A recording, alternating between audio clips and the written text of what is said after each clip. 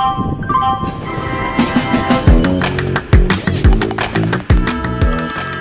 is a podcast by the News Minute, and you are listening to South Central.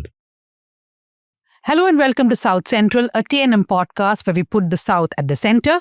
I am Dhanya Rajendran, your host, and joining me in the studio is Pooja Prasanna, the reporting head of the News Minute. Hello, Sankranti Pongal greetings to all our listeners and viewers. Bogi. Bogi, That's part of Pongal. Lori, Yes. Lori, what are yes. you celebrating? Yes. So happy all kinds of festivals to everyone. All Harvest Festival. All harvest festivals, yes. Joining us in the studio is a very special person, someone who most of us have watched for years on television. Grown up watching. I You can wanted say to it. say, You I can was say very- it. I didn't say You grown up needn't watching. censor that. I didn't say grown up watching. I said Because you most- never grew up. Anyways, thank you for joining us at South Central. Maya Sharma of NDTV. Yes. Always. Yeah. Thank you very much. And joining from Delhi and Doha, Sukanya Shaji, our gender expert, in-house lawyer. Sukanya, welcome to the show. Thank you, Dhanya. Thank you. This is her second or third appearance. Third. And Nidhi Suresh is also there. She's joining from Delhi. Nidhi will be discussing one or two of your stories today. Welcome to South Central. Thank you, Dhanya. Okay, so before we go to the headlines, remember this is a show that drops every Friday.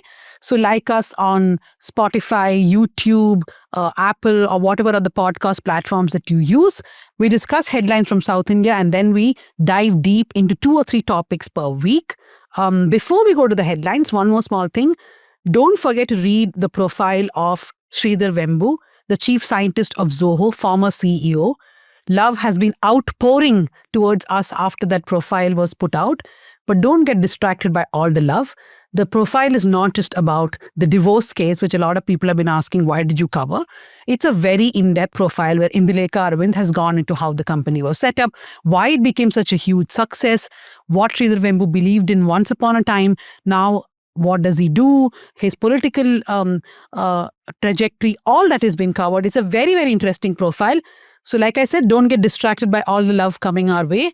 Do read the profile. On to the headlines, Pooja. Let's start with Kerala. 3-time Kerala CPIM MLA Aisha P joins Congress. Aisha was inducted into the Congress at a protest in Kollam in the presence of several senior state leaders. So is this a sign of things to come? We don't know. Her full name is Aisha Poti. Okay, I did not want to take a chance with the pronunciation there. This is a headline from Power Trip, our weekly political newsletter. Why Jose Kemani would want to jump ship. Of course, after we put this out on Tuesday evening, it has been confirmed that he's not planning to leave LDF and move to UDF. But that said, there are a few other stories, so I would strongly recommend that you become a subscriber and get Power Trip every week. Okay, so I'll read the next headline because Pooja cannot pronounce I cannot. it. Pooja, you want to take a... No, Okay, no. fine. Kumbh Mela in Kerala, construction work on Bharatapura River has been halted. Pooja, Bharata? Pura. Okay. Bharatapura has been halted, but together she can't say it. Bharatapura. Okay. The Kumbh Mela, so we got a letter last week because I corrected you for Yeah, saying mine. Malayalam. I didn't say Malayalam. Yeah, so Please. this week could have been worse. The Kumbh Mela, which is supposed to be held in Kerala for the first time from Jan 18 to February 3rd at Tirunavaya, there's a controversy because it's been alleged that several norms related to usage of riverbank usage has been violated. The government is saying, look, we are not stopping the event, but we are only stopping certain construction works on the river. Last headline from Kerala. BJP urges centre, that's union government, to rename Kerala as Keralam as demand for official change grows. Pura to Pula also we should do, maybe. Sure. Huh? Moving on to Karnataka, where I will not have problems with pronunciation. Absolutely. 1 kilometer built in 25 years, High Court asked Karnataka to scrap Bengaluru-Mysuru infrastructure corridor project. The High Court of Karnataka has directed state government to scrap the controversial project, while noticing that only 1 out of the 111 kilometer of the proposed highway was constructed over 25 years, and none of the 5 townships that were planned back in 1995 to decongest the city has seen the light of the day. This is perhaps why... But not surprising, right? I remember it starting. I remember the excitement with which it started back in 95. You had reported on this? Yes. Wow. And then at that time, it was a big thing. It was a big thing. Devegowda was all for it, and he and we thought, wow, we could reach Mysore in an hour. 1 kilometer in 25 years. And no, I think also the problematic part is the 5 townships that were Yes. supposed to It come And out. they became like a acquired real estate. land There for were it. allegations it was becoming a whole real estate deal. Yeah, they acquired a lot of land for it. And Devegowda's love-hate relationship with Ashok Keni went on and on for years. Do you remember there was a man who used to sit in protest near the Gandhi statue? MG I Road, think yeah. he sat for at least 3 years continuously because his land was taken for one of these projects. It was for the nice road, I think. Yeah. They inundated his house one fine morning because he was not willing to vacate. So to flush They him just out. flushed water into the house and forced him to leave. And he would sit here. At least 2-3 years he sat near that statue. Quietly with just one poster every day, he just Yeah. said. IPS Vartika Katya challenges transfer after Ballari violence. CAT grants interim relief. The Karnataka government had shifted Vartika Katya, then serving as Deputy Inspector General DIG of the Ballari range, to the Directorate of Civil Rights Enforcement following the January 1st incident. This was following the violence that took place in Ballari. Karnataka High Court seeks state response on PIL alleging 74 unnatural deaths in Dharmasthala. The petition is filed by Kusumavati, mother of Saujanya, the 17-year-old girl who was raped and murdered near Dharmasthala in 2012. Tamil Nadu Madras High Court grants interim relief to Kamal Hassan in personality rights case. The court restrained selling t-shirts and shirts bearing the actor's image, portrait, name or his popular screen name Ulaganayakan without his consent or endorsement until the next hearing. Another headline from Tamil Nadu, Tiruma says VCK will not accept PMK in DMK-led alliance. There's a lot of tension going on in that alliance because Congress has already started, at least one section of the Congress started a conversation on power sharing even before alliance meeting has started. So, And it's only natural that Tirumalavan doesn't want PMK because course. they are opposite to each other. VCK is a Dalit party Correct. and PMK has One been year. accused multiple times of being a party that endorses caste crimes. this is, politics or Pongal, attempt to take it off Hindu calendar. BJP says DMK's Dravidian Pongal pitch is an attempt to take the Tamil Harvest Festival away from Hindus. This, of course, after the Chief Minister M.K. Stalin had said that Pongal is a Tamil festival and it should transcend religion and caste and should be celebrated as a symbol of social justice, equality and community bonding. Telangana, 6 Telangana natives who fell prey to the pig butchering scam in Myanmar were rescued. Do you want to tell people what this pig butchering is, Tanya? I mean, it's basically scammers fatten their victims like they do with pigs and then they slaughter them.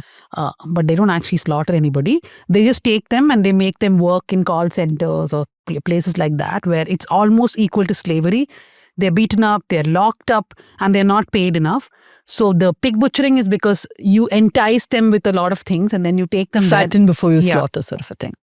120 stray dogs killed by lethal injection in 2 Telangana villages. Police book sarpanches. The killings took place between Jan 6th and 8th within the limits of Shyampet and Arepalli Gram Panchayats in Hanumakonda district.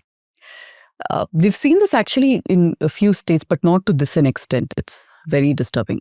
Andhra Pradesh, the AP government scraps additional retail excise tax to align liquor prices in bars and retail shops. The decision comes after a very comprehensive review of excise policy implemented during the YSRCP's rule from 2019 to 2024 and the formulation of a way forward for future excise policies. This is what the article says.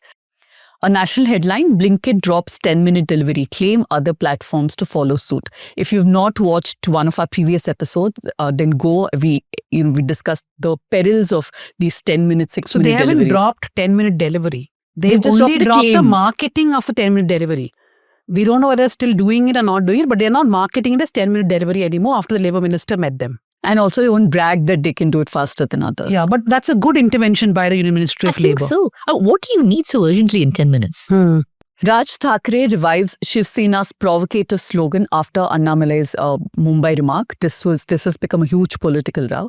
MNS chief Raj Thackeray, who's now come back with his cousin, Uddhav Thackeray, they in a joint, what is it called? Rally, used the Lungi Hatao Bajao Pungi, which was a very provocative slogan that Bal Thackeray used to drive out South Indians in the 60s. This was revived as he called Annamalai Rasmalai. from Tamil Nadu. It took me some time to figure what is Rasmalai, but in the sense I didn't understand why he what's used the it. connection? Anna Malai, Yeah. Rasmalai. Yeah. So, but the problem is, yeah, you did end up using a very provocative slogan.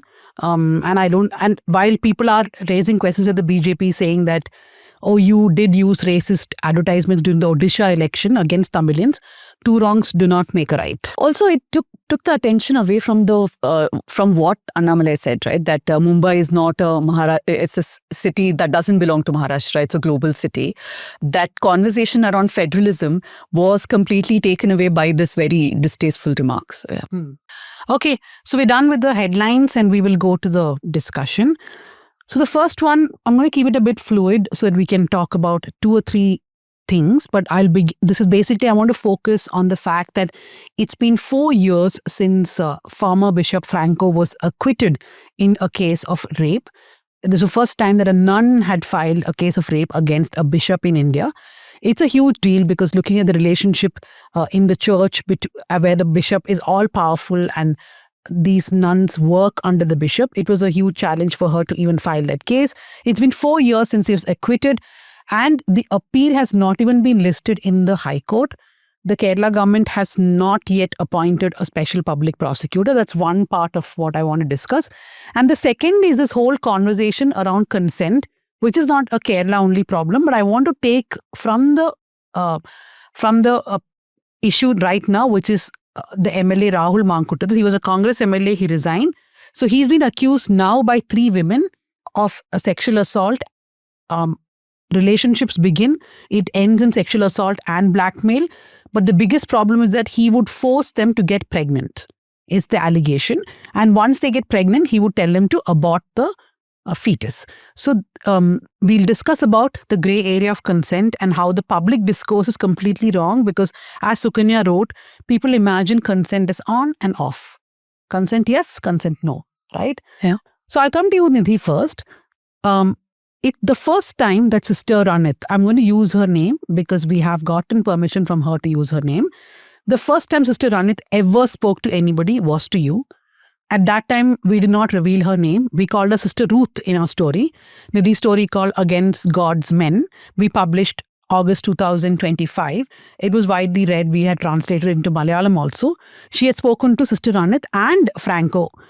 At the time, she did not want her name, but for the first time, she was ready to speak, right? She was ready to recall what happened to her, why she decided to file a complaint, and how the whole trial went, what she felt during the judgment day, and how she's coping. What do you think changed between August 2025 to now that Sister Ranit decided, enough is enough, I will put my name, I will put my face out there, and I will speak to the media. In fact, just before we came for shooting, she sent me a video in which she has spoken to the Malayalam media because the minister gave a ration card today. So she has spoken to them with all the other sisters in the convent, all of them coming out in the open again. So Nidhi, what changed? What changed is that there was a verdict on December 8th, 2025. This is the verdict of the 2017 actor assault case. So in this case, there was a top female actor who was abducted and raped in the backseat of her own car. She was abducted in her own car and raped in the backseat of her car by 6 hired criminals on the night of February 17, 2017. Now, when she did go ahead and file the case, all the 6 men were arrested. And very soon, the police traced that it was superstar actor Dileep who had orchestrated this night of violence. On December 8th, 2025, a trial court in Kerala, the Principal Sessions Court in Kerala, acquitted Dileep and convicted all the other 6 men of gang rape and abduction. Now, for Sister Ranit, this was an extremely triggering judgment for multiple reasons because to her, it felt like there was a travesty of justice in this case. Also because the survivor in the 2017 assault case came out and put out a statement a few days, I think, after the verdict that she was extremely disappointed in the judgment and in the way things panned out in the courtroom itself. And for Ranit, this was a very familiar experience, particularly because this Dileep, the actor Dileep, and Franco Mulakal, the accused in Ranit's case, had the same defense lawyer. This is Raman Pillai, who is known to have a very theatrical, dramatic, shrewd way in court. So both the actress and Sister Ranit were cross-examined by the same lawyer. So for Ranit, this was an extremely triggering judgment, and she has said multiple times that over the last week or so, ever since she's come out, that this particular verdict was a trigger for her. Apart from that, it has been about 4 years since her case, since the verdict in her case came. This was in Jan 2022 is when Franco Mulakal was acquitted from court. And she's always said that in the last 4 years, she has appealed in the High Court several times. It has not been listed even once till date. So there has been no movement in her case. Another thing that she mentioned that kind of propelled her to come out right now and has been churning for a while is that when she began her journey to seek justice, when she filed her complaint, she had 5 nuns who were her allies. They stood by her. But over the course of the years, the church has really arm twisted them and tried to exhaust them in every possible way, that at the moment, currently, in this 28-room convent, which stands on 6 acres of land, it's just 3 of them living together, really struggling to get by. The other 3 nuns have actually shunned nunhood, and, they have removed their dress, which is what they wear, their habit, and exited out of nunhood. So Sister Ranit is sort of living in this space which is extremely haunting.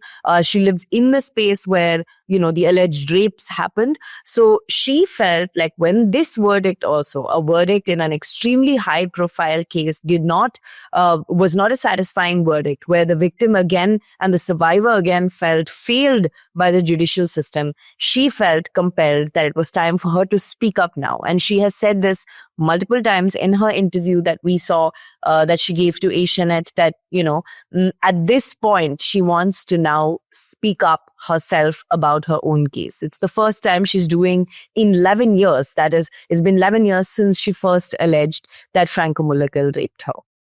I think what made Sister Ranit come out now is, of course, the shock of the December 8th verdict in which Dileep was acquitted, which Nidhi explained. But beyond that, it was also the fact that the survivor in that case put up an Instagram post, or she put up on all her social media accounts, very directly saying that I have not been given justice. And from this, I have learned that not everyone is equal before the law. And she also very bravely took on the court, saying that I never expected justice from this particular judge and this court. And I'm also very upset about how the in-camera trial went. Not just that, after putting this status out, the survivor met the chief minister. I mean, she accepted his Christmas invitation. She went and had lunch with him, and those visuals were all over. It is these 2 events which also gave Sister Ranit the courage to really speak out and put her face out there. But there's a great risk for her. Even today, the pushback from people who are close to the church can be quite severe. We already see on social media so many people commenting saying, why didn't you speak up? Because the case is that she was raped 13 times. That question was put to her even in the Asianet interview. And I must record our appreciation for Vinu V. John, the Asianet anchor, who put those questions very, very sensitively to Sister. And she explains that, it's difficult for women to speak about sexual assault even within their own families. But for someone who's taken a vow of chastity, of someone who's become a nun, to actually speak about rape and sexual assault, the first danger is that the moment you have broken that vow, you're going to be thrown out of your convent itself. Then society knowing, people knowing about it, and all the aspersions which will be cast on you, right? Also, you earlier spoke about consent. That plays a very important role in this case as well, because that's something people fail to understand, the power structure between the 2 of them, and what consent looks like and what a lack of consent should look like. Isn't that something we've spoken about quite a bit, right? Sukanya, if you can comment on that. When there is a lack of consent, it doesn't usually look a certain textbook with physical pushback or coming out in crime, immediately reporting the crime. It takes its own course. Talk to us about how, this is one pattern in both the cases. So I want to start with something that Danya mentioned. Danya was talking about how Sister Ranit spoke about being raped multiple times. And this is a very disturbing question that we see with respect to consent that comes up a lot. I've seen a lot of men's rights activists and people who have been lobbying for the accused men in these cases. Constantly, they keep asking this question, how does a woman get raped multiple times? And sometimes I've even seen comments where people say you cannot get raped multiple times by the same person or over a long period of time. You can only get raped once because then you know it's rape and then you would not go anywhere near the person. You would not give them an opportunity to rape you or sexually abuse you, etc., etc. So let's start with that when we're talking about consent, because it's extremely important to see how consent is a product of circumstance and power.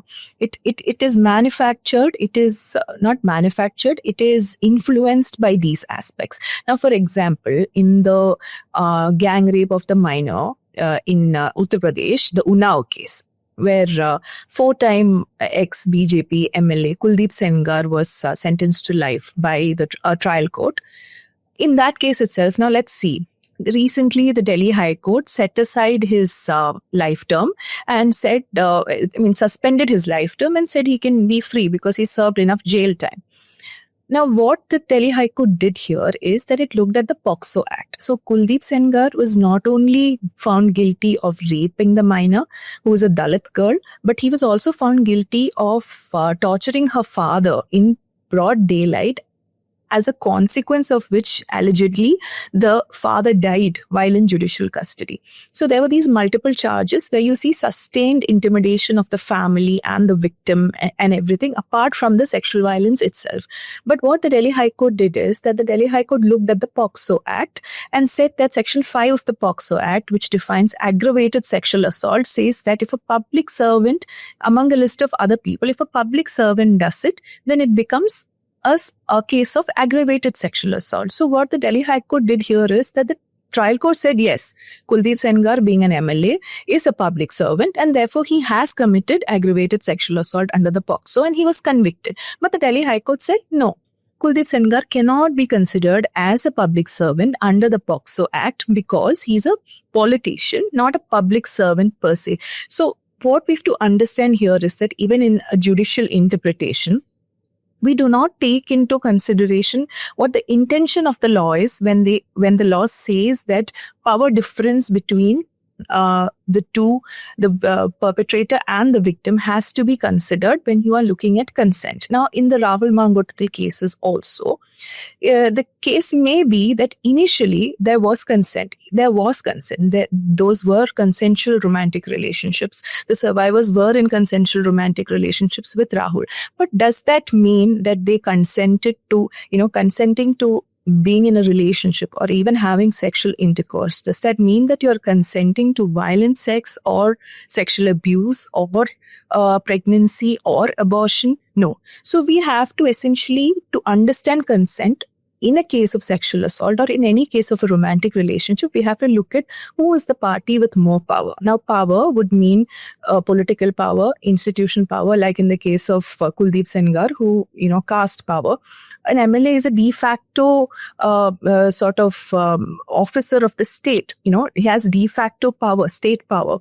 They can influence local administration, police, investigation, all of that. And the victim is a Dalit girl and she was a minor and from an marginalized family background. In case of Rahul Mangotil also, there's political power, there's economic power. In case of the actor assault case, the accused that is actor Dilip, who has been accused of orchestrating the crime, he had financial power, he had power in the workplace concerned to the survivor. The survivor is an actor and he was very powerful in her workplace. So all of these factors, caste power, age, is the other person considerably very, very much older to you? Do they have power in terms of, are they your senior at work? Do they have financial power? What kind of influence they have in society? So all of this will shape how consent pans out even in a particular romantic relationship, because that will dictate how much the woman can resist. And men by default also enjoy a lot of gender power in romantic relationships. So the person with lesser power, which is the woman, her consent will be shaped around what the dynamics of that relationship is, which is why it is very important to situate consent within these parameters of power. That is one aspect of it. Another aspect of, why does this happen multiple times? Why did you not resist, etc.? There again, the problem is also that, there is this internalized moral value that women have, where women think that it is their job to reform a man, to forgive him, to be more nurturing, to be more forgiving, to be the bigger person in a relationship. So we have, I think, one of our colleagues, Priyanka or Geetika, I forget, one of them had written this really detailed, nuanced piece on why women stay in abusive relationships. So it is an emotional relationship where there's also a lot of love, and plus the woman comes into it with this internalized feeling that she's the one who's supposed to forgive, she's the one who's supposed to be nicer. And so when there's this first act of violence, obviously the man is going to apologize. He's going to say, oh, I was in a mood, or I had these issues, I have all of these problems, I will not do it again. There'll be repeated attempts to reconcile and all of that, and women fall back into it and they think, okay, let me just put this behind me. It's only after it keeps happening that a lot of women even recognize that this is a recurring pattern and what they are going through is emotional, physical, and sexual abuse. So to even, make sense of what's happening to them, it takes so much time. And then when they come and to come and speak out, there's a lot of stigma.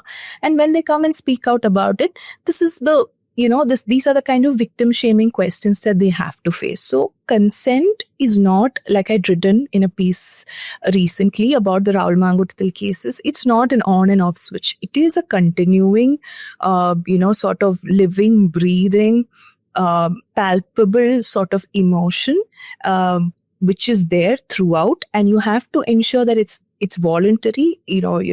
Both people are well informed about it, and it has to be situated within the context of who holds more power, and does that power influence the consent of the person with lesser power? Can the person with lesser power really resist? Then how does consent work there? Is that consent at all? So these are the questions that we need to be looking at, I think. It's just such a whole tragic setup, because women are told, you didn't complain on time, you didn't complain in the proper way, you're not a perfect victim. We've seen that happen so many times. What were you doing out at that time of night? What were you wearing is, of course, a very common question. So you have to be a perfect victim, you have to complain right on time, and even if you do all that, it's not as if there is justice. It's not as if you get what needs to be done. I mean, if for somebody convicted of gang rape can then have the sentence suspended, if a convicted rapist can go out on parole every other weekend, I mean, it's just, what is the point? What's in it for the woman? She's taking on so much to just come out and speak her truth. And on the small chance, I'm sure it's a very small minority of cases that actually gets to the end and gets the culprit convicted and punished. And even after that, if people are just allowed out, they must feel, why bother? I mean, like, it's heartbreaking to think of the sister saying that she would not have, if it hadn't been kind of forced on her, that she could not advise other women, speak out, get your justice. I mean, that's something we would tell people, make sure that person gets punished. But if the women themselves feel so, what's the point? That's just such a deep tragedy. In Sister Ranit's case, she did, I'll come to Nidhi. In Sister Ranit's case, she complained to the church multiple times. She would never have come out if Franco had not filed a police complaint against her family. So it is Franco who first goes to the police saying that these people are blackmailing me, because he, almost like an anticipatory thing, right? Which is when she realizes that I have to speak my truth, or my family and my allies, the other nuns with me, are also going to be in trouble. So this point which you made, Nidhi, in the Asianet interview, where the nun says that I wouldn't advise other women, I'm not sure whether I'll advise them. Incidentally, I was talking to a lawyer yesterday about a very different case, which we have never discussed before. Maybe we will do in a month or two, because the first time I'm getting a call about that case, where there was a supposed settlement or an offer for settlement for several crores of rupees.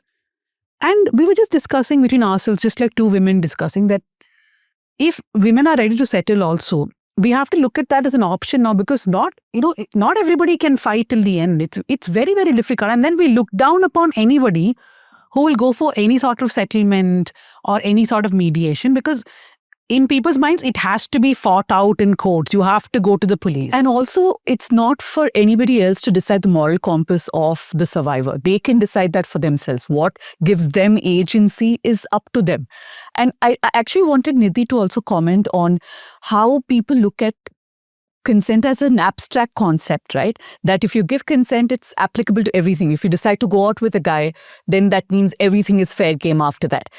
Do break it down, especially in the case either Sukanya or Nidhi, either of you can come in on this, on how a woman can choose to have sex, but can still have boundaries clearly demarcated. And if that is violated, it can still account to rape. Nidhi, you want to go first on this? Yeah, I mean, this is exactly the conversation we've been having since the Me Too movement, right? Like, how do we shape consent? And we've seen quite awful orders like the feeble no is a yes, where is the line that we draw when we're engaging in physical intimacy? How do we say no? If we say no, was there anyone to even register that the no was said? How do you prove? I mean, this is the thing with sexual violence, that it's such a, the crime happens in such intimate spaces that the law functions in a way where you have to produce a certain kind of evidence. And we have not gotten to a point where we're able to consider certain things as evidence. That a woman's statement, when we give, ultimately we say that yes, her statement must be submitted in court and will be taken seriously. But when it comes to the trial stage, it's completely ripped apart on the fact that there has not been evidence, time has passed, there's no DNA samples anymore, forensics can't prove anything. And this is what we've seen throughout in most cases, right? And this is not just Ranit's case where she has lost faith. Every single case, I remember going back to Hathras a year ago, and the father said that actually, if we had known that this is how a victim's family would be treated, we would never have filed a case. And there also, it is about power, because it is about caste violence, right? And the UP government has multiple times gone to court and tried to say that this is gender violence, but not caste, and has nothing to do with caste, even though it's four dominant caste men who were accused, and eventually 3 of them acquitted of raping a Dalit girl. So the only case that we point to which has had a somewhat positive, verdict from the court is the Priya Ramani case, which itself was never actually, the case in itself in court was not about sexual violence or harassment. It was about defamation. And that was the only sort of positive verdict we've had so far in trying to even discuss what consent and power and how we debate it in our judicial system, right? So I just, like the Harvey Weinstein case is a classic example of how well power and consent was understood, because a lot of women actually went back and engaged in romantic relationship with Harvey Weinstein. And despite that, the court was able to recognize that there was predatory behavior. But it took nearly 99 women to take the stand to bring him down. So I do feel like we have a very long way to go in terms of understanding the nuances of consent, because here we are even trying to prove that a rape happened when the body is so injured and in hospital. Like in the Hathras case, the girl has multiple times given statements, what is now considered as the final statement. One, it's called a dying declaration. She's given 5 dying declarations saying that she was, raped and that the men forced themselves on her. And still the court did not consent, saying that the court did not agree that there was a rape. And as per law, the dying declaration is considered to be a very, very serious statement, because as jurisprudence says that you have no reason to lie when you are on your deathbed. And still this was not considered of paramount as a paramount evidence, because the court said there is not enough, injury on her body. There was no evidence to prove this. And evidence was all collected almost 10 days later. Like her rape examination was done 10 days later. So what evidence? How do you collect the evidence? All of that gets lost. So I feel like when we're trying to prove rape happened even once or twice, the conversation of if I engage with consent to a certain extent and then want to stop is so far away in our courtroom. cases also where a woman goes out with her boyfriend. The recent and then he invites somebody else in. So even if her consent was there for one person, it's not a blanket concept. Yeah. So can I want to add something? I feel it also stems a lot from this inherent, slut shaming conscience that we have of women who decide to go and have relationships, of women who decide to exercise their sexual agency, who decide to explore their pleasure and things like that. So that is where this whole misunderstanding, or rather I would say this distorted conversation on consent it in itself comes from this place of wanting to put women in check.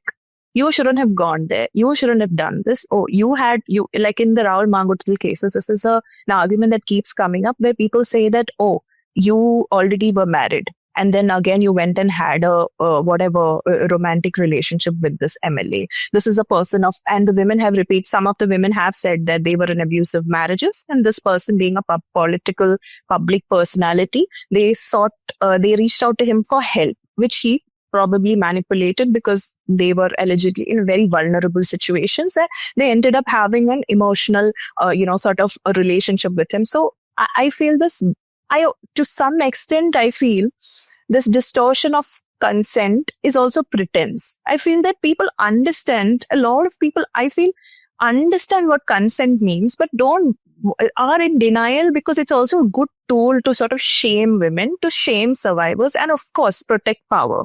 Because giving up that power and admitting that yes, consent can be withdrawn at a particular instance, like ma'am was also saying, you can agree for a date, you can agree even for sexual relationship, but if there is, a point, like for example, stealthing, the act of removing a condom after agreeing to have protected sex is considered as rape and sexual assault in many countries, Australia, a couple of countries, Switzerland, Spain, Canada, a lot of countries. So even that, because the consent is to have protected sex. So if you're going to remove your condom right before intercourse or somewhere in between intercourse, it's not something that the woman has consented to. Same thing. If the man has sex with the woman believing that she is under medication for under contraceptive medication, and she hides the fact from him that she stopped taking those medicines, then that also amounts to a crime in many countries. So one part of the problem, I feel, is this moral, cultural denial, which is eager to police women for their agency, for exercising their sexual agency. And another part of the problem, I feel, with the law is also that though the Indian law says that lack of resistance does not mean consent, and the law says that consent has to be voluntary and it has to be, it has to be willing. You have to be willing, and your consent has to be voluntary and free of coercion. There are no particular specific instances that the law lays down. So we have to go to case laws. We have to interpret whether there was consent or not in a particular situation on a case-to-case basis. Now, this interpretation on a case-to-case basis is definitely influenced by social prejudices, by the power, by how much power the accused is holding, by how much, how low in the power ladder the survivor is, and all of that. So it also requires certain kind of judicial intent, certain kind of, judicial determination to bypass these stereotypes and to look beyond these stereotypes and actually see what is the damage caused. It's like marital rape, isn't it? I mean, which is not getting married or being somebody's wife is like considered a sort of blanket permission to do what you want. Like Nidhi said, we are far, far, far away from that conversation. We are not even in the conversation where somebody's injured, where the court will look at it as evidence. But to add to what Sukanya was saying, this judges and not moving away from stereotype is the very problem with the Franco judgment, right? The judge is not ready to see the relationship of power within a church. And I feel that judgment sets a very, very dangerous precedent for cases like Rahul Manguttathil. So to those who don't understand the Rahul Manguttathil case, this is a very young Congress MLA who's projected as the future of the Congress party in Kerala. He's all over television all the time, smart cookie, giving very good sound bites on TV debates. A very, very popular guy. He is in various relationships. Let's call them relationships because initially they were relationships.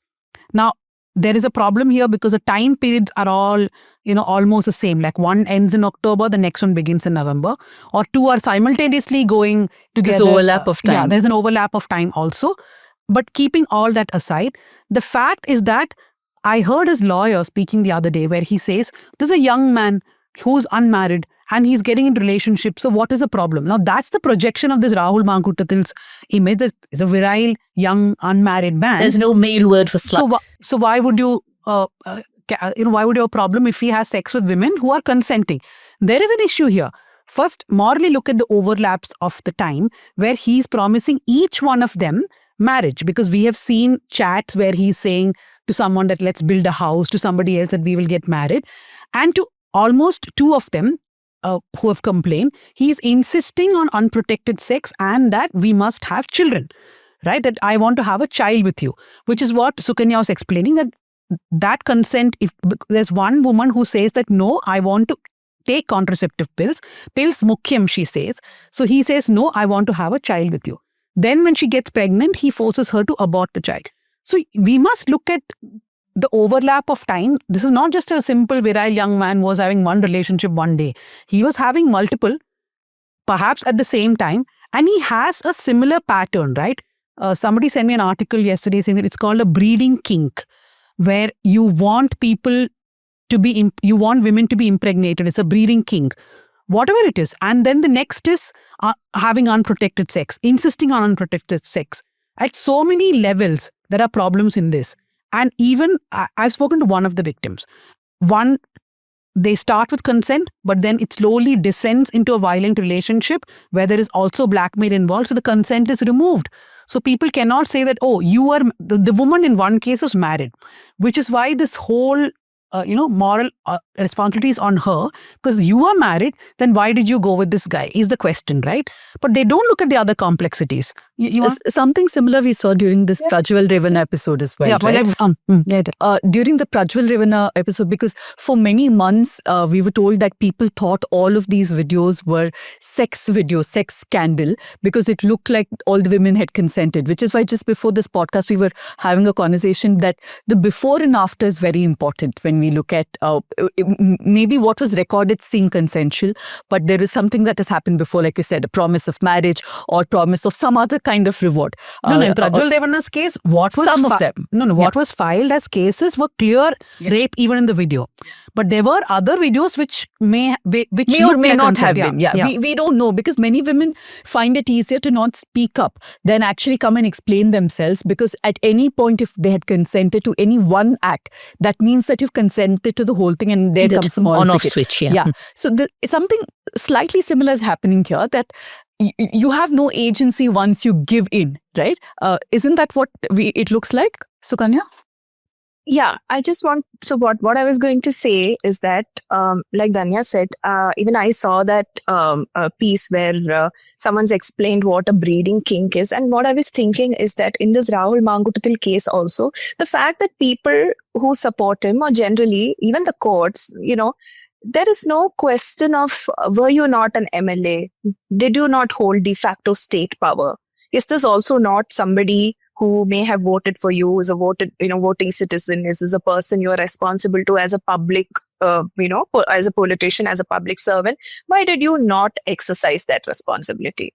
I'm very perplexed as to why that question is never being asked, not in court, not in other debates, nothing. Even the Congress, for that matter, they have expelled him, yes, but he still continues to be an MLA. Of course, he came to power through a voting process, but even on paper, even as a placeholder, there is no direction from the party to sort of, asking him to resign or to step down and say that you can no longer represent people. So I feel very perplexed by the fact that neither the courts nor public debates and, public morality are concerned with the fact that even if you look at who, like Danya was saying, one of the survivors was married, and people are so eager to ascribe this responsibility to her, saying, but you were in a committed relationship. You shouldn't have done this. But this is also public servant, right? So what is their responsibility to people? Not just a woman, but generally citizens, people who they have sworn to work for and all of that. So all of this points out to the, I can only look at it from what I feel when I look at it is that everybody is so eager to protect the person. Everybody is so eager to protect power. Everybody is so eager to protect the man and say, oh, okay, what all faults can we find with the woman? How has she filed her complaint? Is it tight? Is it foolproof? Has she given consent? Has she met with him multiple times? And all of this. So this is one thing that has constantly been there in my mind. So I just had to say it. I was just thinking when you were saying that, I don't know if it's so much to protect power, because if it was a woman legislator or a woman MP and she had multiple affairs, overlap or no overlap, I don't think there would be people standing in a line to defend her. And if she was sleeping Absolutely. with a married man, the onus would be on her saying, oh, why were you trying to break his marriage? You knew he is married. You should have been So more it's power careful. with the man. Power and a man, that's all. Nidhi, Yeah. now this episode, the 100% for 50 comments will come misandrous You union. feminazis. Yeah, Nidhi, yeah. No, I think the tragic part is the Franco judgment dedicates almost 13 pages to discuss the relationship between what they call power and lust. And eventually, establishes that the bishop and the nun shared a fiduciary relationship, which means that there is a huge amount of authority and dominance that the bishop could actually impose on a nun. And everything about the nun's life is meant to serve the men in the church. And then the judgment goes on to completely debunk itself and acquit the bishop. So what's the most tragic part is there is a lot in that judgment which actually details about this fiduciary relationship and how much power a bishop has over a nun. Except then the bishop is completely acquitted. And then there's a lot of other patriarchal, extremely outdated concepts that the judgment refers to. I think that Judge Gopakumar, is into mental gymnastics. Because that's what the judgment did, like you will be like, oh, he actually understood this. He understood this concept. Then And slowly he'll be like, but I don't believe in it. That's how the judgment goes. Isn't that like a pattern we see these days? Even the Ram Mandir But judgment was something Gopakumar similar. judge's judgment is like some I think it's That was because they very much somewhere what we decide saw on with what the it marriage should look like equality in the day. petitions and a lot of other petitions, right? But Nidhi, I want to just come to you. So Franco, when he spoke to you, I mean, this story was behind a paywall, so a lot of people would not have read it. Then we have removed it from the paywall. So please read it. It's not something we do often, but we thought because it's the 4th anniversary of his acquittal, we must take the story off the paywall. But I just want to add, do read it. And if you're not a member, just because it's outside the paywall, don't stop at that. Go back and become a subscriber. Because then it'll help us report more. But my point to you is Franco said a lot of shocking stuff to you, which people may not have read. Yeah. I want you to go through what he told you and what happened after that. We know that letters have been written by Sister Ranit, by others in the church, asking for action against Franco for what he told you. So I met Franco approximately 3 to 4 times, and finally he consented to speaking to us about his life and about his life post the verdict and about his case. Franco himself spoke a lot about women, starting with asking me if women should even exist, and then saying that, if it is only for the purpose of sex, I'm sure we can come up with AI features that, can help us with that. Do women really need to exist? He also used a term called a righteous rapist, who he says any righteous rapist would kill his victim after, a rape, because so that means that every woman who's coming and filing a case against a man is filing a false case. And he believes that he is the victim of his case because this case to him is basically a culmination of jealousy over his power and seniority within the church. He also talks a lot about the banned 2-finger test and goes on to, very graphically narrate that according to him, if you can insert only 1 finger, the woman has slept with 1 man. If you can insert 2, she has been promiscuous. If you can insert 3, then she has been with many men.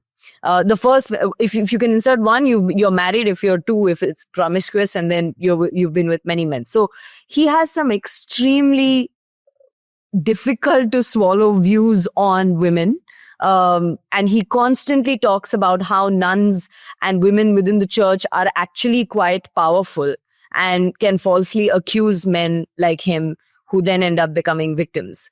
In fact, he then says that when he met the late Pope Francis took his hand and said, if you have been acquitted, then you must be a blessed man and you're very lucky. So he had, this is kind of where his worldview on women is. In fact, one of the things he said very early on in our conversation was that when the case was filed against him, there were women he had, done community service for in Punjab who called him and said, if our bishop had, these kind of needs, meaning sexual needs, then he didn't have to go all the way to Kerala. We are here for him. So, this is the kind of views he espouses. And yes, so after the story was published, there was a lot of pressure, even from activists and allies who support the nun. There's a group called SIS who really supports the nuns. They wrote to a group of archbishops and bishops in India asking for two things: that they must publicly condemn Bishop Franco's statement and distance him from the church, and also that he should not hold on to his honorary title anymore. Franco Mullakal resigned as a bishop, but he continues to hold a title which is emeritus bishop, which means that you still are honored for your services to the church. And they asked that he be stripped of that title. Bishop Franco responded to that letter denying all the statements he's made, saying that he does recall meeting a lady journalist who really wanted to understand his life and his truth, and that he's not used to being maligned and he is used to being maligned by the media. So there's nothing surprising about this. No, we did meet Bishop Franco to know his version. But the point is, he ended up saying all this, right? He could have said, I am innocent. I was castigated. I won the case. Women. Yeah, he could have been respectful. But in fact, when Nidhi finished the first interview and called me and she sent me the transcript, I was like, did somebody actually say this? It was really surprising because he knew it was for an interview. Yeah, that comes from, I think that confidence comes from power. No, but I'm saying this is also a thought that I had. Danya just mentioned about how Bishop Franco could have been, use a little bit of humility and say that I have been, all the misunderstandings have been lifted, or the veil of whatever trial this has been lifted, and I'm free or whatever. That is a continuing pattern. I mean, that, like, for example, with the actor assault case, I was in court. Nidhi was also there. We were in court on the verdict day, and the moment Dilip, the actor who was the eighth accused, he was accused of orchestrating the crime. When he walked out of court, immediately there was this change in his demeanor, where he immediately just assumed this posture of power, and he went on to blame his former wife and actor Manju Warrier. He blamed the police for framing the case against him. He blamed the media for putting him on a hunt and all of that. The same thing with Rahul Manguttal also. Like, when Rahul Manguttal, this is the third case in which he has been under arrest and under the custody of the Special Investigation Team. But earlier there were two cases. In both those cases, he got bail, but he was absconding while both those cases were filed until he got bail. And even after he got bailed, he's made public appearances. Even now, when he's under the custody of the SIT has been saying that he's very casual. When you ask him questions, he says, "Oh, but that's your job to find. Why don't you go and find it out?" And he's been smiling, and he's been threatening the police, saying that I will get back in power and I will make sure that you're put in your place. So this pattern of arrogance and this pattern of irreverence that these accused men have when they have an opportunity to speak, this change in their demeanor is also very telling of how sure they are that they will continue to enjoy that privilege of whatever power they hold, religious, institutional in Franco's case, political in Rahul's case, economic and other in Dilip's case, and also generally gender power of just being a man who can turn things around in his benefit. So this demeanor change, and it's such a constant, and I've been observing that, and I feel like this sense of entitlement and this sense of confidence comes from there. Whereas you look at the survivors, everyone has either gone into hiding. Some of them who are very brave have come out and spoken after so many years. It is so visible. There has been a lot of conversation, of late around the courage and bravery of women coming out and revealing their identity, even with Sister Ranit. I myself, the first call when I made to her, I told her that, you spoke so eloquently and it's so brave of you to come out. But I think nobody, if given a choice, nobody wants to come out. Right? That someone comes out only because you've lost that much faith in the system.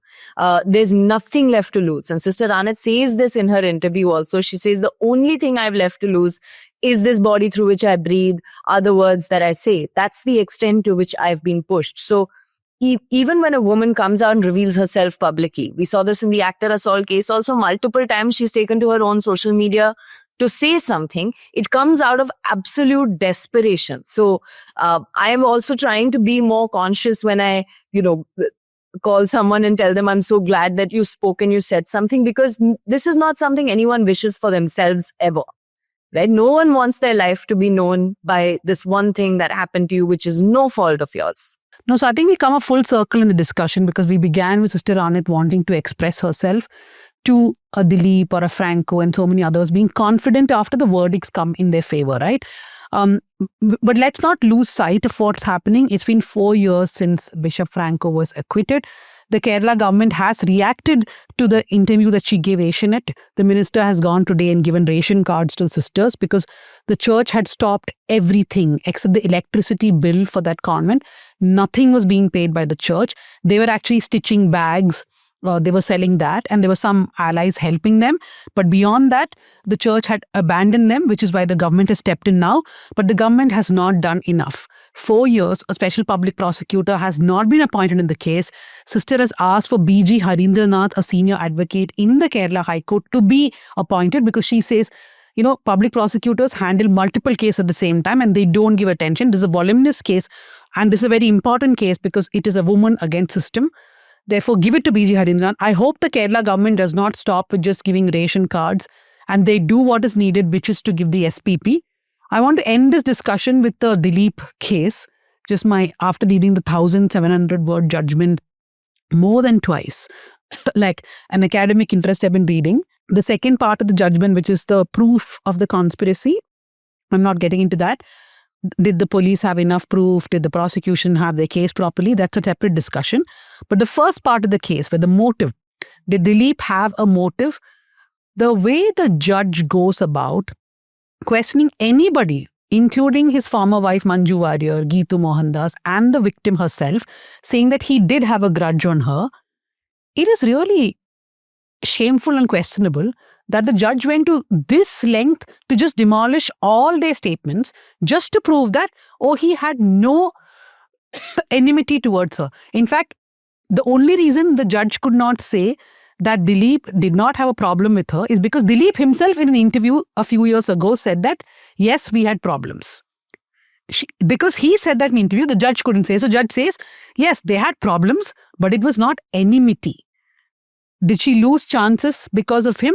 No, says the judge, despite her having recorded this much before the crime happened. So the first part of the judgment, so imagine consent is a long way away. Even motive, which is so much in front of you, a judge is not convinced about. Consent is a conversation for much, much later. Unfortunately, every time we talk about this, we say it's a conversation for much, much later. But one thing that Sukanya said struck, it's not that somebody doesn't understand. People understand consent, people understand motive, people understand everything. They just don't want to. It can't be that difficult to fathom. No, in fact, I've been having this idea in my mind that if you take a Prajwal Revanna case or a Rahul Mangutathil case, there's a pattern, right? You can establish it's the same way that they do things. But in India, the problem is every criminal case is looked at separate FIR, a separate charge sheet, a separate trial. So individually, some of them will not stand the scrutiny of evidence, of trial, etc. But if you take all of them together, it's not like the judges cannot see the pattern, right? That this is a young man who is in relationship and does a particular thing with all the women. So I've been mooting this idea of why can't these trials happen together? We are trying to... but lawyers are saying that's not really possible in India. But we're trying to look at that idea. Anyway, thank you, Sukanya, and thank you, Nidhi, and thank you for all your work. Thank you. Thank you for enabling work. Thank you.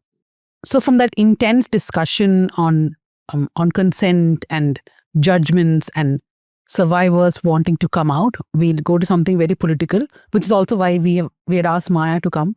In 2023, Congress got a clear majority in Karnataka, which meant that opposition parties cannot destabilize the government. But those who have observed the government know that despite such a rare mandate, it is believed that the Congress is squandering it away. It's called a government in, what is it? Autopilot or maintenance. In maintenance. So why is that? Why is the Congress really squandering this mandate they got? So, a couple of days ago, I was just thinking, we've reported so much on the so-called fight for leadership between DK Shivkumar and Siddaramaiah. But this isn't so much about them.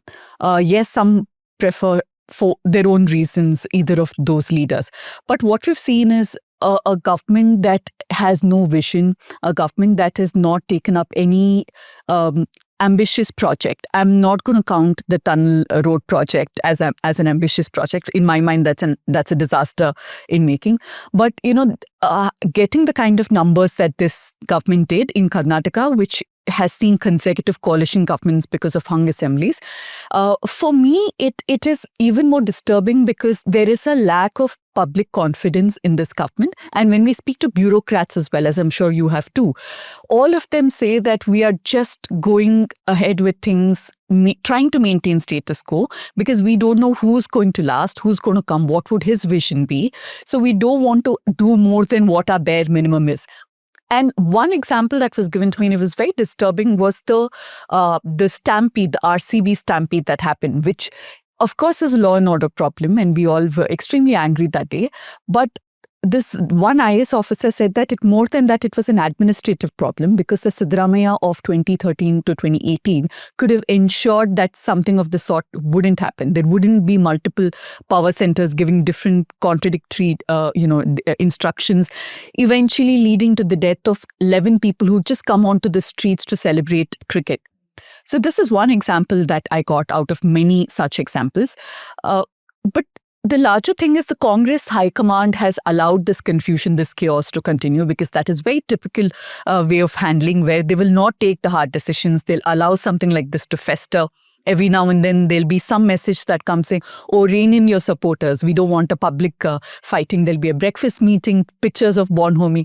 But under the surface, it is still, it's a government that is in waiting. I do want to know from you, from your conversations off the record, what you're hearing. As you mentioned, there's been so much said, so much discussed about this possible leadership change and will Siddaramaiah give way to DK, and especially at this time when we're halfway through. And Siddaramaiah has reached a century. Will he declare now? He's made that record. He's now the longest serving chief minister that Karnataka has seen. So were they waiting for that? But I also feel that too much is being made of this. It may be cynical, but I just don't think that a change in leadership is really going to have a huge impact on the people and on decisions and what happens. It's wonderful for the media because it's something easy to discuss. And especially I do believe that there are one or two TV channels which may be kind of more on the right, more kind of anti-Congress. So it's wonderful for them to say, this unstable Congress government infighting and this and that.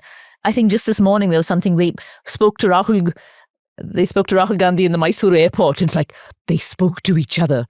Siddaramaiah spoke to Rahul, DK Shivkumar spoke to Rahul. It's become a whole thing. They may have been talking about the weather, but it's like a whole thing. And like you said, the breakfast meetings. I think the media is playing it up more than it needs to be. I think it's also because it's like, see, this Congress government can't last. What trouble. And if you look at the blurbs also, this is not a defense of the Congress because like you said, with all that strength and with all that numbers in the House, they don't seem to be pushing anything through. But that I think it's again, cynical, but why do politicians get into power? Why do people want to get into power? Is it to help the people or is it to be in power? If their only focus is, we are here, we've got this. And right now with their numbers, they're in no danger. It would take such a huge, like the coalition governments could crumble with 5 or 6 people. It won't happen here. So that feeling of, it's okay, we can do anything. Yeah. when was the last time you felt that there was a government or a politician who was really wanting to make the difference? So yes, they have the power, but do they want to use it for the people's good? Any party, any politician. That is the basic doubt. And the biggest disappointment is, I mean, I'm almost bored talking about how Siddaramaiah wanted to break Devaraja's record and all of that. But he continued to cling on to power at what cost? And we've reported this time and again that at least the easiest thing for them to do was to fulfill their promise on repealing some of the most draconian laws that Bomai's government had brought in. The anti-conversion, repeal it back to what it was.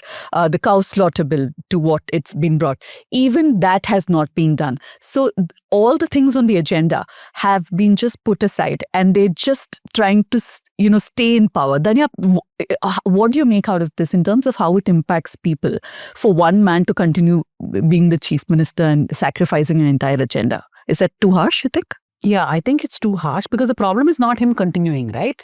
The problem is, will he discontinue and then someone else will become the chief minister? Now, in a lot of governments, we know that things are on autopilot also because bureaucrats run the show.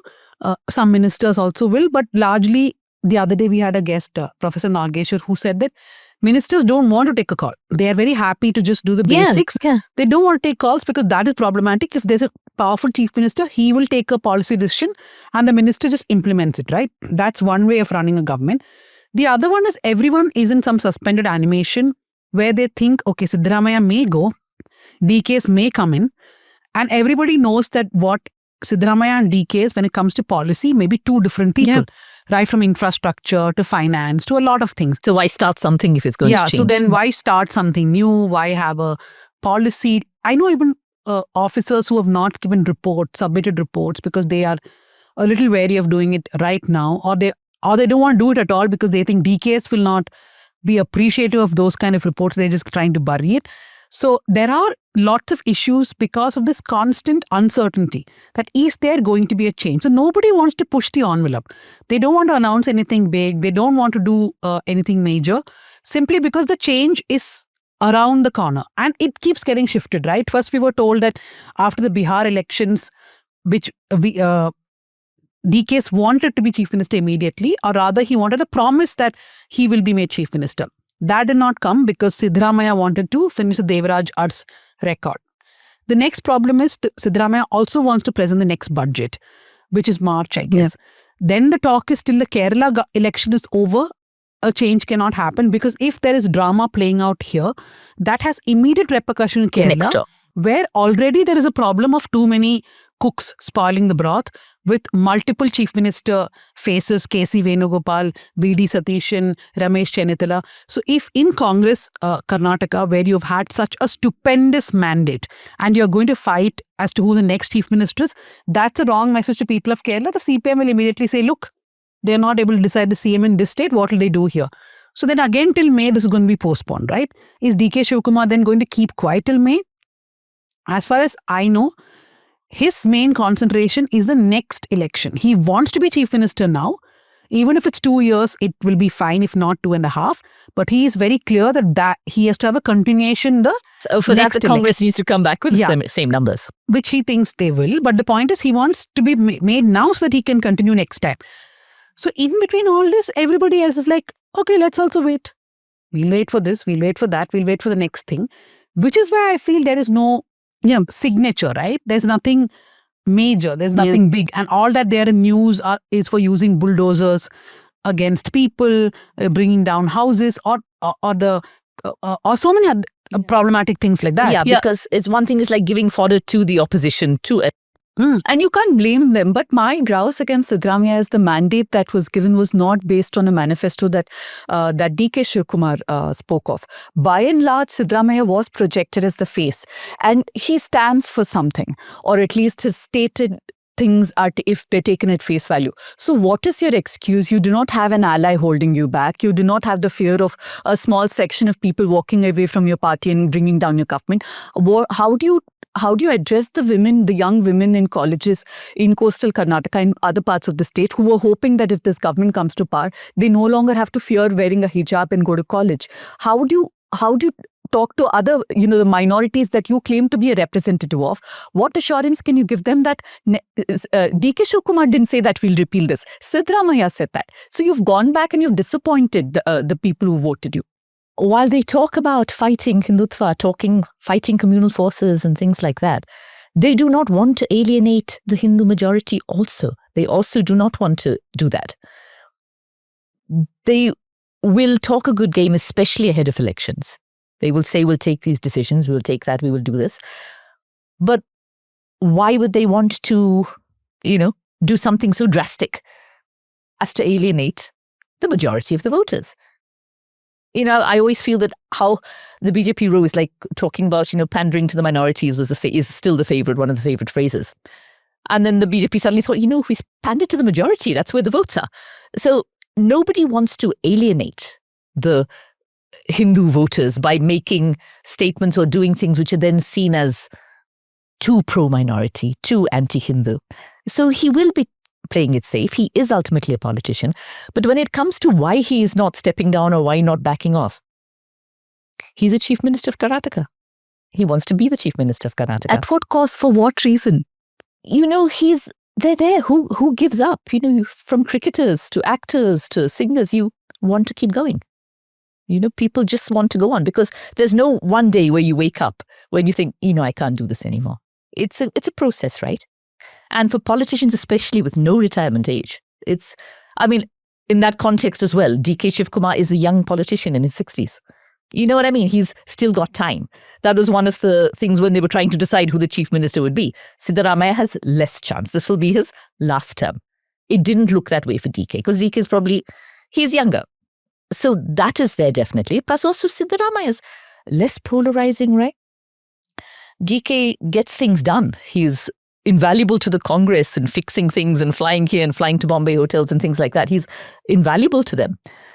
But he gets an emotional reaction, whereas Siddaramaiah is probably less, he arouses, maybe he has fewer rabid fans, but he has fewer antagonists also. He's a safer bet.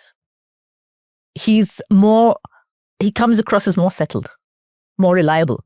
No, but other than the bills, what is your problem that the government is not doing? No, what has this government done? Apart from the 5 guarantees, which is something they spoke about, the fact is that there hasn't been anything. The needle hasn't moved forward at all.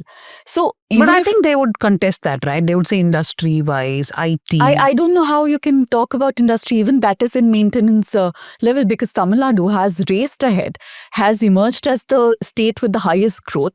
And mind you, this is a state that is going to be most affected by the tariffs. And they've still managed to show this kind of growth. Karnataka is not being able to because, each of the ministers, be it the industries, IT/BT ministers, they can make those big promises to people who are looking to invest only if you have the backing. But you don't know who's going to come next, how long your word is good, how long you'll have this portfolio, because the next guy might come and do a complete cabinet reshuffle. You do feel that there'd be such a total sea change? It could be. I don't think they will have major shuffle, right? They will but change the policy, they cannot guarantee to an investor saying for the next 3 years that we'll be here, this is what I can promise you. So come to my state, I'll make things happen for you. They can't promise them that. I'm not sure though that there would be such a sea change. I'm not sure there would be such a difference because ultimately it's an individual thing, right? Somebody wants to be chief minister. Somebody doesn't want to give up being the chief minister. I don't think the overall policies or the But what equation about with the ministers themselves? Will they continue holding the same portfolio? We don't know that. That is uncertain. So that will have a ripple effect on officers because they will not any longer take their instructions No, we do seriously. hear of these names, right? Of these ministers who could perhaps be shifted out if DKS comes to power. At least 4 or 5 names are already doing the rounds. Correct. So I think they would be in a wrap-up mood. holding position kind of, Or just whatever, day by taking day. enough bribes, whatever so it this is. IAS officer I spoke to, interesting, he said that. They said that ministers are great survivors. So they will try to look at every situation like I might not come back to power at least for 5 more years. So I got to make the most of what I have now. And that's what's happening. So something as simple as this, Pollution Control Board, which was supposed to be a place which checks decisions and policy, has become a huge impediment now. So Tamil Nadu and Telangana and other such states have brought it all together so that somebody who wants to invest doesn't have to go to each of these departments, wait, bribe each of these people. So it's like a single window bribe clearance for whatever it is, right? Here, there is a person who was close to Siddaramaiah. I'll not take names. He was given that position because Siddaramaiah couldn't accommodate him in the cabinet. Now, everything that comes from a certain minister, this person will block it just to prove a point. And people are really tired. They say we can't keep running back to get pollution control certificate when we are complying with everything. I'm giving you one example of the many things that we hear. You know, I see deterioration. I've been in the city for a long time and I see a deterioration. It is, of course, natural growth, population, yes, more traffic, more people. But I've not seen Bengaluru this way in terms of the garbage, in terms of the construction going on everywhere, in terms of it just doesn't look the way you would think the capital city of India's IT powerhouse. Yeah. It doesn't look that way. And I asked DK Shivkumar not too long ago about the garbage, about what's happening. He said, as Deputy Chief Minister, he said, it's the garbage mafia. What can we do? You know, what do you do then? It's obviously a question of will, right? It's a question of, we've got other things to think about. We're getting by. But one of the things like the elections for the corporation, what is Greater Bangalore going to do? There are many things. I'm talking about Bengaluru here because it's such a concentration of population. But you're right in the sense that what is happening, what is going ahead there. But you think that's also because of the uncertainty? I think it's also because, like Dhanya said, this is, as far as Bangalore administration is concerned, I think it's bureaucrats do rule the roost here because they across party lines, I think the party agnostic after you get into a certain level. Contractors. So contractors and bureaucrats have been running the show. It's just a lack of political will. I think that is where the problem Or for imagination. More than will, it's a lack of imagination. no, just do the basics right, and then you see if you want to make it a shiny new city. Just get you don't have to see garbage everywhere. My quarrel is about the larger things because it's easy to sit in opposition and talk about how, Bommai government did not have the confidence of the people. So they brought in all these things to win over a certain section. So, but what are you doing? What are you doing about it? That's my larger issue. And if Siddaramaiah does have to step down, which he said that he's not going to fight another election, he has no national ambitions for himself. He said that time and again, I will not contest Lok Sabha. Of course, never say never as far as a politician is concerned. But if we were to go by what he's saying, what do you have to lose? What you're losing is a chance to leave a legacy beyond your son, a lasting legacy, which could have spoken to... I don't see any other politician who can become a chief minister in the next 10, 15 years at least, unless there's a wild card that comes in, who can bring in certain policies that he speaks about social justice, something he could have brought into policy. I don't see anybody else doing it, and he has lost the willpower and the attention to do it. That's my biggest quarrel. I think he just wants to see it out, 2028, not so far away. I have been chief minister for a complete term. It's like one more complete term. Are you saying he will do that? I think he'll step down. You think so? I think he'll step down. But he's been stepping down for a long time. But if he's asked to, I think he will not say no. That's where I hold the Congress High Command responsible. Take a decision. But they can't afford to, like I explained the Karnataka thing, if at all. Siddaramaiah stepping down is not the problem here. They are confident if Rahul Gandhi asks, Siddaramaiah will step down. The problem comes as to the smooth transfer of power to DK Shivkumar, which is not going to happen. We've already seen people putting pressure, saying that no, he can't be. There should be Dalit chief minister, there should be somebody else. And lots of names have been floating, right? So He gets a lot of emotion going, DK. Yeah. He's like, it's not a... So the problem is not Siddaramaiah not stepping down. What happens after? Now, DK is very confident that even that is a 1 week solvable problem. But that's a risk the Congress cannot take, right? Look at the CPM in Kerala, which is the party which actually took up the demolitions in Bengaluru, in Kogilu. It was not even the CPM in Karnataka. It was CPM in Kerala. Yes, they raised it. Yeah, and I asked one of the CPM members why. He said because most of the people affected are Muslims. They were not even Malayalis. They were not from Kerala. But because we have to send a message to minorities, considering what's been happening in Kerala, but CPM has to give it to be fair to CPM, wherever demolitions have happened, whether it's Delhi or Bengaluru, they have taken it up. They have raised it. Okay. Yeah, but here it's a different state unit raising, right? Yeah. Imagine if there is a fight over the handover of power. CPM will take it up in the election saying that look at what is happening, at least with Pinarai's continuation or CPM's continuation. That is a government where nobody is going to question the authority. But there'll be elections at any given point of time. You'll just keep it, or just declare that he will be the chief minister, at least within the party. I don't mean publicly, but tell But the I people think within they the have party. given him some assurance, which is the reason why he's quiet now. He being DK. DK Shivkumar, considering the whole furor around 1.5 months ago, where if you switch on TV, you wouldn't see anything else. I feel he's been given some kind of assurance, or at least being told that this period of time we'll announce, because suddenly it's quiet, right? And we know that a lot of that coverage was driven by DK Shivkumar himself. It's not like other people told channels. It's not like BJP which drove the coverage. DK Shivkumar only drove the coverage. So let's see how that pans out. But yeah. And now we'll end the with recommendations. Yes, Pooja, what is your recommendation? I want to recommend these two books I read a while ago, but I just remembered that Kavita Kane, she's a Pune-based writer. She writes books about mythological characters like Menaka or Karna's wife. She retells history or mythology, whichever way you want to look at it, from their perspective, because most of it is from Karna's perspective or Arjuna's perspective. I found that extremely revealing in how, you know, you think that they are background characters, but they're actually powerful women, and it's beautifully written. So two books, Menaka's Choice, and I think the Karna's Wife's Tale it's called. Two books, beautiful. Yeah.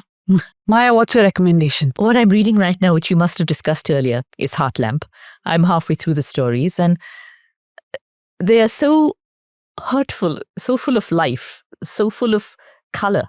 You know, you're laughing, and then the next, there's just something terrible which is happening. And I'm really, really enjoying that. I'm enjoying the way, as a child of translators also, I'm enjoying the way how some words have been left in the original Kannada with no kind of necessary explanation and things like that. That's a conscious choice, and I'm really enjoying those stories right now. That's what I'm halfway through at this point. Recommendations. I've been reading this book by Azako Yuzuki, which is very, very popular now. It's called Butter. It's a book that is really, I haven't finished reading it, but it's a book that's given me a lot to think. So I'm taking it very slow. Just one warning I want to give to anybody who picks up this book. Please make sure you order lots of food, or that you're well fed when you pick this book up to read, because it's going to make you very hungry. It's got a lot of descriptions of good food being made. But what's interesting about this book is it's about a Japanese journalist who's trying to establish correspondence with a woman who's accused to have murdered 3 or 4 older men who she was in a relationship with. And their correspondence, and this woman is very hard to crack, and she has a food blog, and this journalist tries to talk to her about food. Yeah, by luring them with food. So it's about hunger, it's about desire, but it's also about how this serial killer, or so-called serial killer woman, is a fat woman. It's a very fat woman. So there's also this conversation about how did this fat woman lure so many old men? What is so attractive about her and things like that. So this is also a time when I'm thinking a lot about body. I've been thinking and reading up on fat loss drugs in the industry and things like that. So I feel like it's a very good parallel fiction book to read. If any of you have thoughts or have been taking fat loss drugs, Ozempic, Mounjaro or anything, or if you're doctors who have insights, please do write to us. So yeah, this book it's enjoyable. It makes you hungry, but it also polices your hunger and goes into the gender aspects of it. So it's beautiful so far. So Butter is my recommendation. I just read this book called Wild Swan by Yung Chang.